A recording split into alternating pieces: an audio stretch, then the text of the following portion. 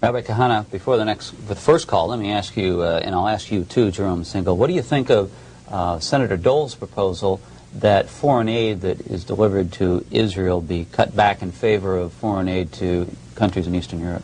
Well, I would first like to, perhaps answer that rather long answer of Mr. Segal. I think that Mr. Segal has a great problem in that he has great contempt for the Arabs. The Arabs are not interested in recognizing in Israel. The Arabs were not anti-Israel in 1948. They were anti-Israel in 1920. In 1929, they massacred 67 Jews in one day in Hebron. In any case, I think that the question of did Arafat change, I think that Arafat looks at people like Dr. Segal and should be given the Nobel Prize. They're not laughing. He uses Dr. Segal. He doesn't accept to accept within the context, as he said, of all the other resolutions of the UN, including 187 of 1947. They don't recognize Israel, having been beaten in 4 wars. They now realize that they have no choice but to use Jews such as Dr. Segal, who will be someday, God forbid, the Herzl of Palestine, and that's it. Now, as far as your question about... Tell you what, why don't we defer that, because my questions are less important than those of our callers, and the first one is a patient caller from Dayton, Ohio. Go ahead, please. You're on the air. Hello? You're on the air, sir. Hello? You're on the air, sir. Yes, the current state, there's a state of Israel, there are the occupied territories, there is the Golan Heights, there's Lebanon below the Litani River. My question to Rabbi Kahane is, do you believe whether that is the limit of Israel's territory, or do you believe that there is more that Israel is entitled to in the way of territory, Eretz Israel? Sir, I'm a rabbi, an Orthodox rabbi, a Bible believer.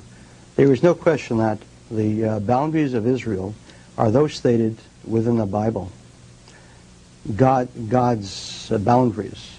Having said that, I am not prepared to start a war for anything which is in Arab hands, the occupied lands which the Arabs have, which are really ours. We would have accepted the boundaries of 1947 had the Arabs done so. We would have accepted the boundaries of one day before the 1967 war had they done so. I accept the boundaries that we have now.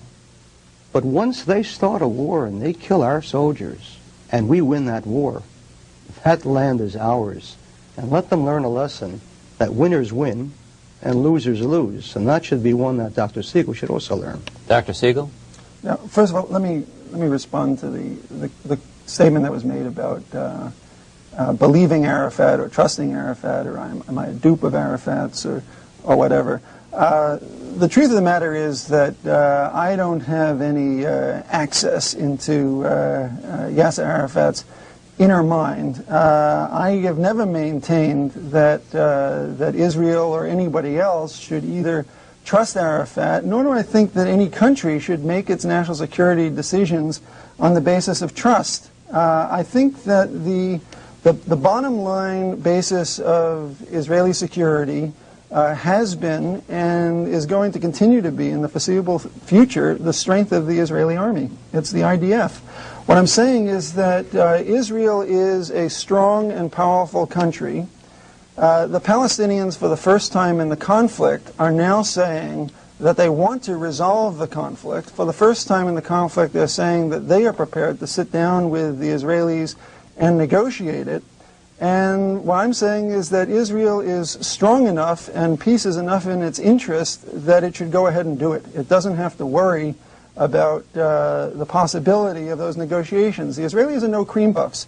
If they get into those negotiations, they will not leave those negotiations unless they get the kind of agreement that they want and they think will satisfy their national security needs. And if it requires Arafat to say for the PLO or for the entire PLO to revoke the covenant, to say that the conflict is over now and forever, to recognize Israel's legitimacy in a claim, if it requires special security guarantees and so on. Whatever it requires, Israel is going to negotiate for. And I am not trying to restrict the Israeli negotiating position at all. I'm just saying don't be afraid to negotiate. There's an opportunity here. We have half an hour left with our guests. The next call for them is from Houston, Texas. Go ahead, please. My thoughts were kind of directly in line with what this man was just saying. And to Mir Kahane, he's making moral judgments on this man because he is a so-called liberal. But how long has Israel been practicing destabilization as they do in Lebanon? And all of the problems in the surrounding area, if Palestine had a state that they were promised in 1947, and they're just now, willing and able to have leaders to come forth, don't you think that creating a Palestinian state will ease the pressure in Lebanon and some of the other places? No, I don't. No, I don't. I think that Israel or Palestine or Jordan or Iraq have absolutely no bearing upon Lebanon. The only lesson that we can learn from Lebanon is that all those people who speak about coexistence between Jews and Arabs should look at Lebanon, where Arabs can't even live with each other. I'm always impressed, in fact daily so, by what happens in Beirut. Sunnis and Shiites and Druze and Christians and Hezbollah and Amal massacre each other. What you see happening in Lebanon is what would happen to us, God forbid, if we were so foolish as to listen to Arafat or to people such as Dr. Segal.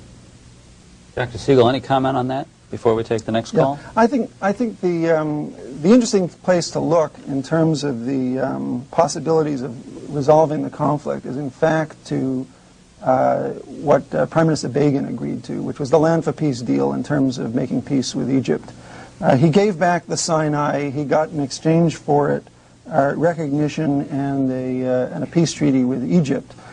That treaty has now lasted for over 10 years, despite the fact that many people said that he was giving up land for something that was very ephemeral, a piece of paper that could be torn up the next day. And that basically is the pillar of Israeli national security, which is to have divided Israel's major significant military enemies, Egypt and Syria. And the real question in terms of Israel's longer-term security is whether or not the peace treaty with Egypt can be preserved, deepened, and ultimately expanded to a larger set of Arab countries. It's never been the Palestinians themselves which have constituted, for all the terrorism that there was, it never constituted an actual threat to overrunning Israel or destroying Israel's existence. But the Arab armies of legitimate major Arab states have. And the question is, how is that going to be affected by resolution of the Israeli-Palestinian conflict or keeping it open-ended? And I believe that resolution is the key to stabilizing the treaty with Egypt and expanding it to other Arab states. Toronto, Ontario, go ahead. Hello? Hello, you're on the air. Yeah. Hi. My question is, if you get to an overall settlement with the Arabs in the occupied territories, how that would affect, or how Israel could also get to the bargaining table, some of the countries that may not want such a peace to exist. And that gets to the security question. Let's say, the question of countries like Syria, Iraq, Georgia Tech, NC State. In the end, how can you make security arrangements? All right, thank you. Dr. Segal. Yeah.